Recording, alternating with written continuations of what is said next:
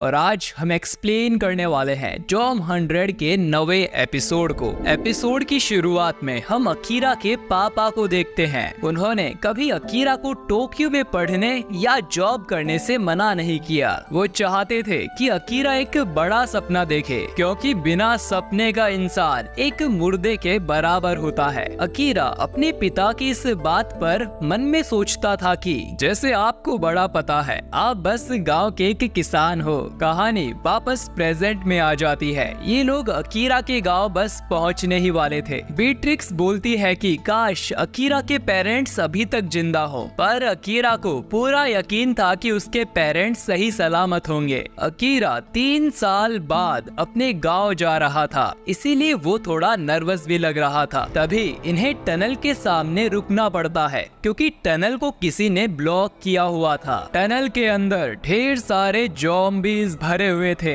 Akira का गांव इस टनल के दूसरी तरफ है। केंचो सोचता है कि कहीं ये ज़ॉम्बीज़ अकीरा के गांव वाले तो नहीं है, पर अकीरा मना करता है क्योंकि वो इनमें से किसी को नहीं पहचानता। शिजुका बोलती है कि अब वो लोग इस टनल से नहीं जा सकते, तो उन्हें जंगल में से घूम के जाना चाहिए। चारों जंगल में आगे बढ़ते हैं। अकीरा को टेंशन हो रही थी, तो शिजुका उसे समझाती है कि टनल का एंट्रेंस और एग्जिट दोनों ही ब्लॉक थे, यानी गांव वालों ने जरूर शहर से आने वाले ज़ॉम्बीज़ को सील कर दिया होगा और वो सेफ होंगे। तभी इन्हें चिल्लाता हुआ एक आदमी दिखाई देता है, जो कि एक ज़ॉम्बी सुअर से अपनी जान बचाकर भाग रहा था। बीट्रिक्स तुरंत ही अपनी एरो से निशाना लगाकर उस सुअर को मार देती है। ये आदमी अपना नाम कुमानो बताता है। अकीरा उससे पूछता है कि वो जंगल में अकेला क्या कर रहा है। कुमानो बताता है कि शहर ज़ॉम्बीज़ से भर गया है, इसीलिए वो जान बचाने इस जंगल में आ गया। सब सोचने लगते हैं कि ये आदमी जंगल में कैसे रहता होगा। तभी ये लोग कुमानो का ट्री हाउस देखते हैं, जो कि काफी बड़ा था। कुमानो एक मास्टर कारपेंटर है। अब शिजुका और केंचो को टेंशन होने लगती है, क्योंकि अकीरा की लिस्ट में एक ट्री हाउस बनाना भी लिखा हुआ था। अब अकीरा तुरंत ही कुमानो के पास जाकर कहता है कि पता नहीं कब दूसरा ज़ॉम्बी सुअर अटैक कर दे, उनके पास बिल्कुल भी टाइम नहीं है, इसीलिए ट्री हाउस बनाने में वो भी मदद करना चाहता है। अब शिजुका अकीरा को ताना मारती है कि उसे अपने पेरेंट्स की चिंता है या नहीं, जिस पर अकीरा उसे कहता है कि वो लोग किसी को खतरे में छोड़कर नहीं जा सकते, और वो ट्री हाउस के अनगिनत फायदे बताने लगता है। अब केंचो और शिजुका को अकीरा की बात माननी पड़ती है। कुमानो अकीरा और केंचो को ट्री हाउस बनाने के लिए काफी टिप्स देने लगता है। अकीरा को कुमानो की बातें काफी अच्छी लगती हैं। कुछ देर बाद अकीरा कुमानो से कहता है कि ये उसका बचपन का सपना था, ट्री हाउस बनाने का। कुमानो उससे बताता है कि मेरा बेटा भी बचपन से ही काफी जिद करता है ट्री हाउस बनाने के लिए। अकीरा उससे पूछता है कि उसका बेटा अब कहाँ है, जिस पर वो थोड़ा शांत हो जाता है और बताता है कि उसकी आंखों के सामने ही उसकी वाइफ ने उसके बेटे को काट लिया और उसे मजबूरी में उन दोनों को अपने हाथों से मारना पड़ा। कुमानो सोचा करता था कि जब वो रिटायर हो जाएगा तब अपने बेटे के साथ ट्री हाउस बनाएगा, पर अब वो इस दुनिया में नहीं है। तभी कुमानो के हाथ से एक बोर्ड छूट जाता है, लेकिन अकीरा इसे पकड़ लेता है और कहता है कि इस काम में वो इनके साथ है। कुमानो फिर से जोश में आ जाता है और सभी ट्री हाउस बनाने के लिए काफी मेहनत करते हैं और आखिरकार ट्री हाउस बनकर तैयार हो जाता है। अकीरा और केंचो उसमें खेलने लगते हैं और ऐसे ही अकीरा की एक और विश पूरी हो जाती है। अब सभी लोग यहाँ से जाने लगते हैं। कुमानो उनसे कहता है कि वो इसी जंगल में रहेगा। वो कहता है कि अगर कभी भी उन लोगों को उसकी मदद चाहिए तो बस एक आवाज लगा देना। इसके बाद पहाड़ी के एक पतले से रास्ते से ये सभी गाँव की तरफ जाने लगते हैं। अकीरा बताता है कि इस रास्ते को हम एंग्री जॉर्ज कहा जाता है क्योंकि यहाँ पर कई सारे लोग मारे गए हैं, जिसे सुन सभी बहुत डर जाते हैं। लेकिन रास्ता देखकर वो लोग ये भी समझ जाते हैं कि अकीरा का गांव बिल्कुल सेफ होगा। कुछ देर बाद वो सभी अकीरा के गांव पहुंच जाते हैं और अकीरा अपने दोस्तों को दूर से ही अपना घर दिखाता है। रास्ते में अकीरा सोचने लगता है कि बड़ा होने के बाद से उसने अपने पेरेंट्स को कभी कुछ नहीं दिया, इसके लिए वो अपने पेरेंट्स से जरूर माफी मांगेगा। तभी ये लोग देखते हैं कि गांव में बिल्कुल सन्नाटा था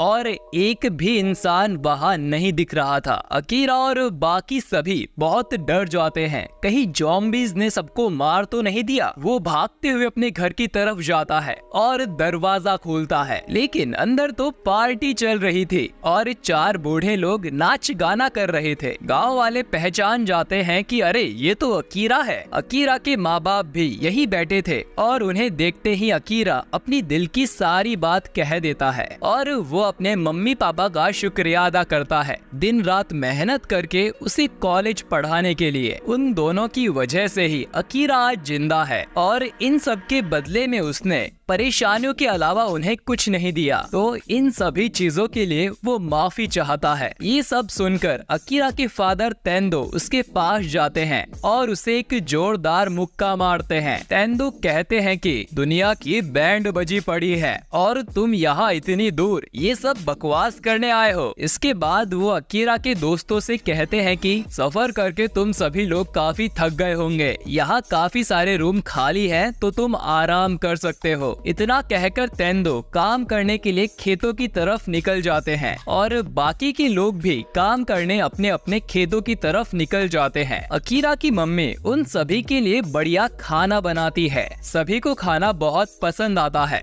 शिजुका उनसे पूछती है कि पेंडेमिक में वो यहाँ कैसे रहते हैं। वो बताती है कि उनका गांव काफी अंदर है और सर्दियों में यहाँ के सभी रास्ते ब्लॉक हो जाते हैं। वो लोग यहाँ खेती और शिकार करके आराम से रहते हैं और इस ज़ॉम्बी पेंडेमिक से उन्हें कुछ ज्यादा फर्क नहीं पड़ा है। बीट्रिक्स इनसे टनल में फंसे ज़ॉम्बीज़ के बारे में पूछती है, जिस पर वो बताती है कि शहर से कई सारे लोग यहाँ पनाह लेने आए थे, लेकिन उनमें से कई सारे लोग इन्फेक्टेड थे, जिसकी वजह से सभी में इन्फेक्शन फैल गया। गाँव वालों के पास और कोई चारा नहीं था तो उन्हें टनल को सील करना पड़ा, लेकिन कुछ शहरी लोग यहाँ सही सलामत आ भी गए। इस गांव में ज्यादा जनसंख्या नहीं है और कई घर खाली भी पड़े हैं, तो इन्होंने उन शहरी लोगों को वो घर रहने को दे दिए। ये सुन सभी बहुत खुश होते हैं, लेकिन फिर अकीरा याद करता है कि वो यहाँ अपने माता पिता का कर्ज चुकाने आया है और उसे एक अच्छा बेटा बनकर दिखाना है।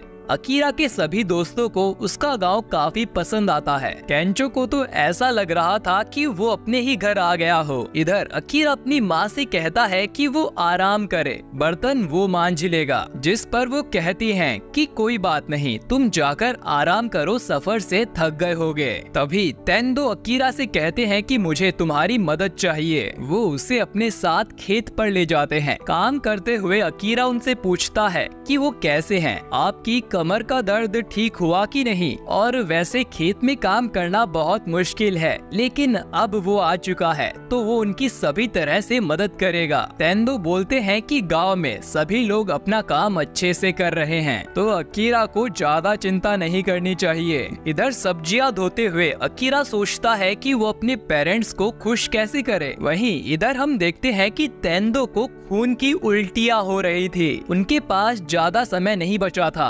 लेकिन वो ये बात अकीरा से छुपाते हैं। काम करने के बाद दोनों ही अपने घर की तरफ जाने लगते हैं। रास्ते में उन्हें 4 शहरी लोग मिलते हैं और इनमें से एक लड़के को शायद अकीरा ने पहले भी देखा है। ये चारों लोग रात में उस टनल के पास जाते हैं। ये सभी यहाँ कुछ करने वाले थे। दोस्तों, इस लड़के का नाम कांता है और ये भी अकीरा की तरह काफी बेकार जिंदगी जी रहा था, लेकिन ये अकीरा से बिल्कुल उल्टा है। इसे काम काम करना बिल्कुल पसंद नहीं है। ये अपनी दादी से पैसे लेकर सिगरेट में उड़ा देता है। ये अपने स्कूल की छुट्टियां याद करता है जहां उसे कोई भी काम नहीं करना पड़ता था। फिर उस दिन ज़ॉम्बी पेंडेमिक शुरू हो गया। अपने आसपास इतनी तबाही देखकर कांता को बहुत खुशी हो रही थी क्योंकि अब वो आजाद है। उसे समाज और उनके लोग कभी पसंद नहीं थे और उसके लिए अब हर दिन छुट्टी वाला दिन है। कांता जब एक दिन सुपरमार्केट में कुछ सामान लेने जाता है तो उसे वहाँ 3 और लोग मिलते हैं। यहाँ उसे एक डायरी मिलती है